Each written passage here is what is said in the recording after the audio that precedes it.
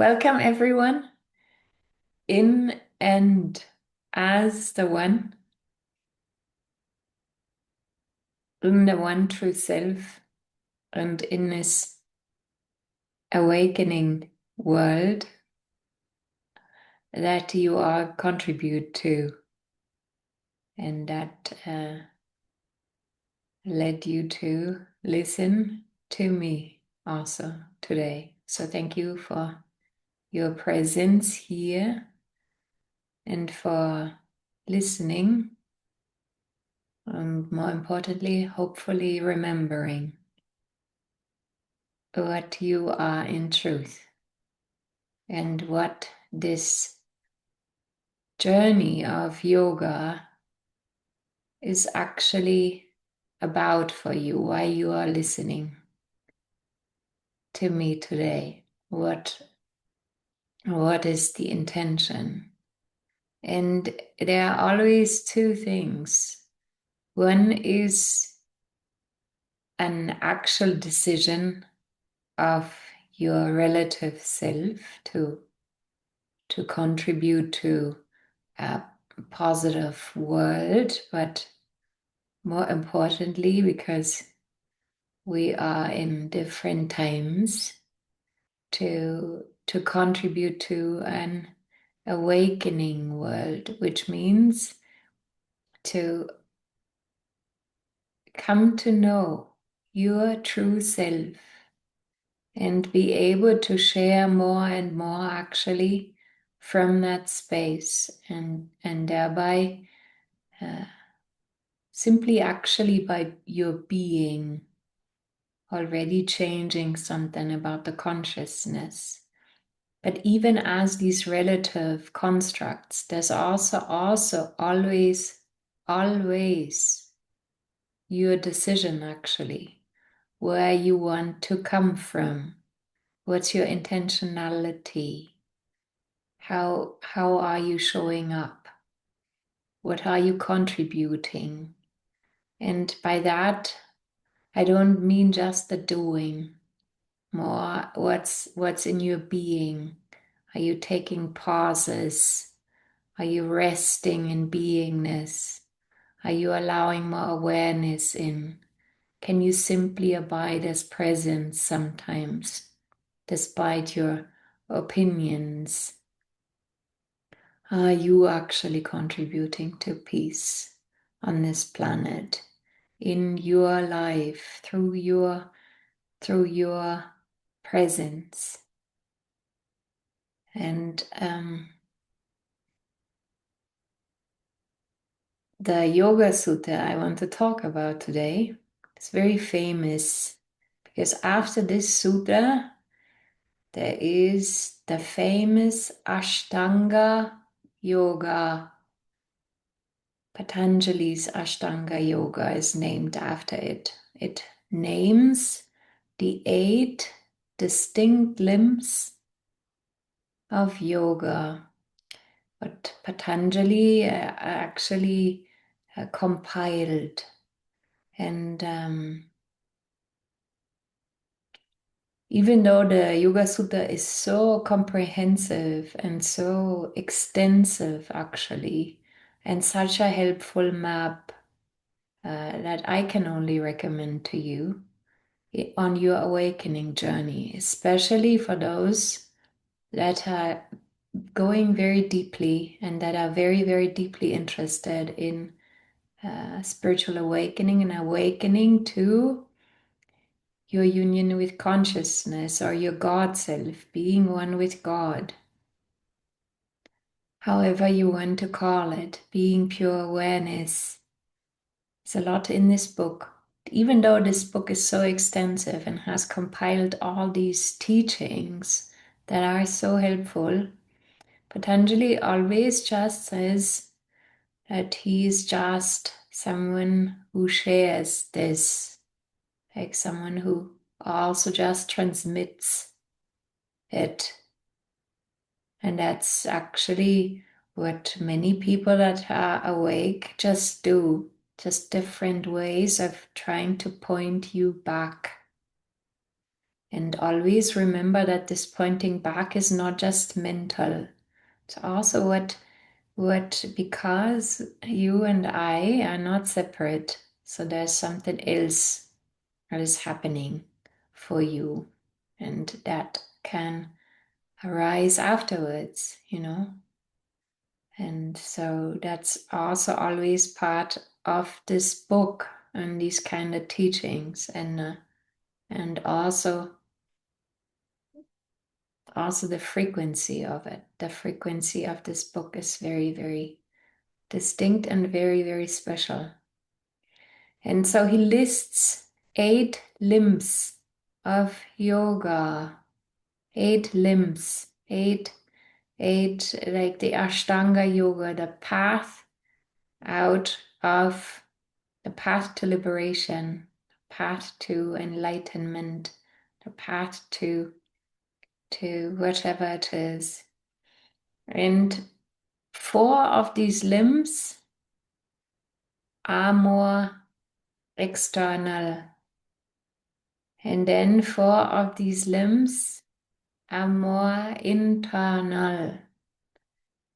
And what that means is not just that they are internal in the sense that you will have to go inside. Many people believe that it is just about meditation, like sitting down and focusing on an object. And that's the 8 limbs of yoga, but that's also not really true. Internal limbs are also then referring more and more, this comes also the next chapter, about what happens automatically as you actually reconnect, as you remember your true self, as you abide as awareness. There's a lot that then happens more and more automatically. For example, concentration is being done. It is something that focuses, awareness focuses itself automatically, spontaneously on an object. It is no longer then that this person is trying to focus on something, but it's also not like there's nothing there. There's a strong focus that unveils itself, and it is more than also just done for a larger field or mm, for others. It doesn't always as you go more deeper inside. We already also had that in one of the previous sutras. The scope of what this is about is more and more universal and more internal and more itself working itself out, and less and less actually a stirred kind of action that is done. And so the limbs start also with being honorable. What is actually an honorable life? What is actually a conducive life, a conducive spiritual life? And as many other spiritual paths have these kind of not just morals, but really like guidelines for living a life that is true to oneness, that is true to knowing yourself as one, that is true to knowing others to be a part of you, that is true to this true knowing that actually we all want, that is actually is that's actually part and parcel of self-realization, is what actually then opens up, right? That we are one, that we um, establish this as ways how we participate and contribute in this world. And so there are also yamas and niyamas, ways how like these are two of the limbs, is how you actually interact, like what's important towards yourself and what's important to act towards so-called others. And then there is one limb that has taken over this world to be thought of as yoga, which is asana. And in the Yogasutra, the asana doesn't have many sutras actually. What this is about, it is an important limb, but it is also still an external limb. Now, asana can also be an extremely subtle tool that you can use, especially those of you that are yoga therapists. This is can be a very, very subtle tool. And all these more external tools can also change patterns, samskaras, patterns in the body. They can contribute enormously to healing, patterns in your breath, patterns in your mind. So they also work on this relative construct. And as we saw in the sutra that was before, we saw that the tools of yoga are meant to do three things. The first is purification. Is you really it is purifying your intentionality, like really knowing, why am I doing what I'm doing? What is my intention? What is my deeper soul's purpose? But also like how am I showing up in this world? What am I contributing to? What is my distinct consciousness contributing to at this moment of time? And also the purification, obviously, of relative suffering. People that people often don't know that these tools are tremendous helpers also for physical ailments, for all sorts of diseases, for all sorts of problems that you have, but also for dullness, for depression, for mental problems, mental health issues. Um, they can be an enormous gift. And so it says the first reason of these limbs, or what yoga is for, is purification. And also purification on this purpose path. Why has yoga called you specifically? What is the deepest soul's wish? Do you even know what it is about? Where is your yoga journey naturally leading you? What is it that this is naturally calling forward in you specifically? Why are you practicing yoga? Why are you teaching yoga? What are you encountering on this journey? What is it about? And then the second thing that yoga is very, very, very helpful with is an understanding of what is viveka. What is discrimination? And you can also look at one of the previous sutras where I did a meditation for you on Viveka. You can check out that video and meditate and start to experientially come to see what is Viveka. But Viveka is discrimination, and it has been such it without it I wouldn't be awake. Viveka is to know what you are and to deduct and to negate everything that appears as not essentially you. This is necessary. In my opinion, this is necessary.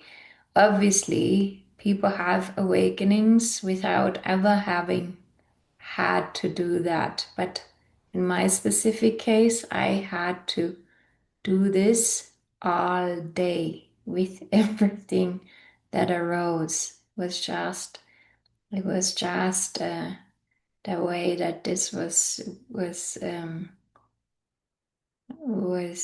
given, so that I can share this now, and also I can tell you that this is one of the major things that will actually propel you forward on your journey. And then he said in the previous sutta that then these limbs will lead you to realize the self.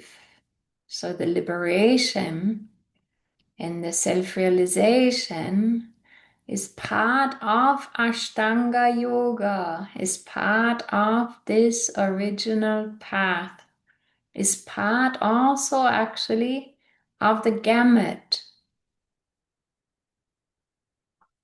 of what yoga holds.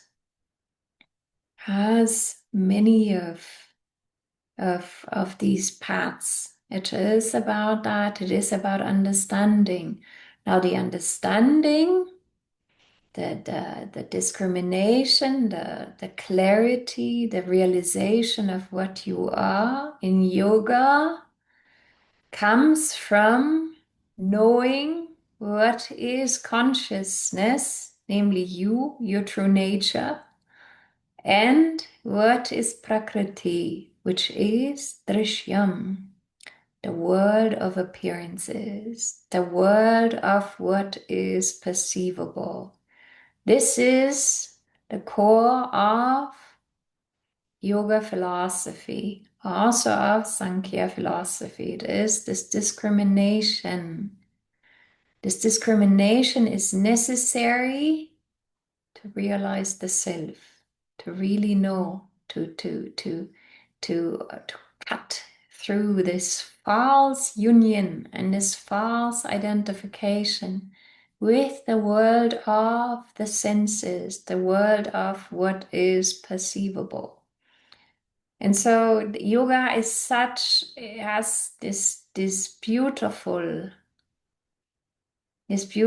gamut of uh, limbs that start with coming already from actually a knowledge how would I act towards myself and others if I truly understand the underlying oneness, the underlying union, the underlying my underlying shared essence. How would I act? Yamas, niyamas. Then comes asana. And then come more and more subtle tools. Because to get more and more subtle, so now after asana comes pranayama. So to get more and more subtle will help you also. It's a form of purification that is often also, it sometimes also bypasses the mind. All these tools, they can bypass the mind. They will purify you on levels that you don't always actually consciously understand or consciously register. It's just It's just what they do. They work as a very refined process of working on your mind, ultimately, of working to purify your mind from all sorts of things that are actually oftentimes hindering this deeper realization of yourself. And then comes a learning about the senses and to withdraw your attention from those senses, from what the senses continuously suggest. And all these things, if they are actually experienced, they will all give you such an aha effect, because you are learning that sensations are not necessarily yours and not essentially you. You're learning all these things through these tools. And then again, as I said, the more we come into meditation, the more it is about discrimination, and the discrimination also between consciousness and the mind. Then it is no longer an object-focused meditation, which is also done oftentimes to purify, or a mantra meditation, which is enormously powerful because it also actually continuously focuses your awareness on a distinct topic without you oftentimes even knowing. But more and more so, it is actually about this purity of discrimination between you as consciousness, you as awareness, and what we call the mind, or thoughts that are arising. And what happens then more and more is this abiding as the self. Samyak adhyate iti samadhihi. What is samadhi? An intense union, an intense connection with the self, abiding as the self.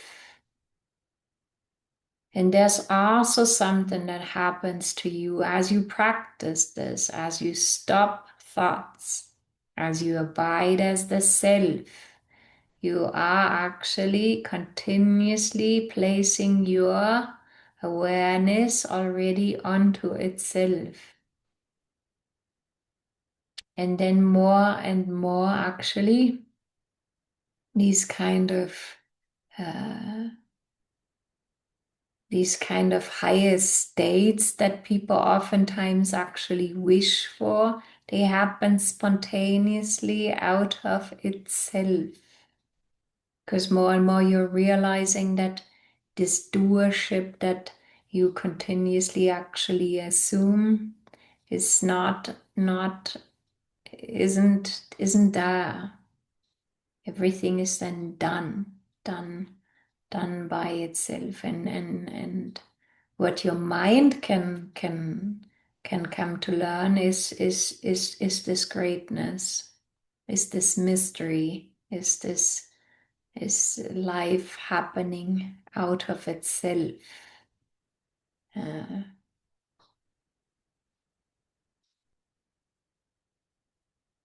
Your non-separate nature is also part of this coming to know the mystery, actually experiencing it in reality.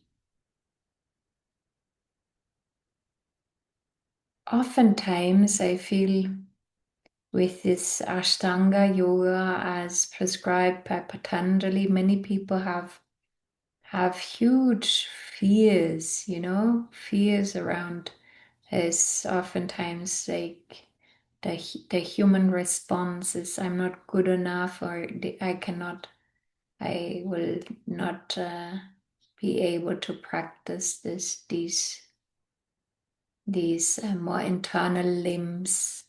I stick with asana, and That's not true, because what you are is already here and can be discovered at every second. And to abide as the self, and to not take on, and to witness, and to detach is also something everyone can actually do. So don't have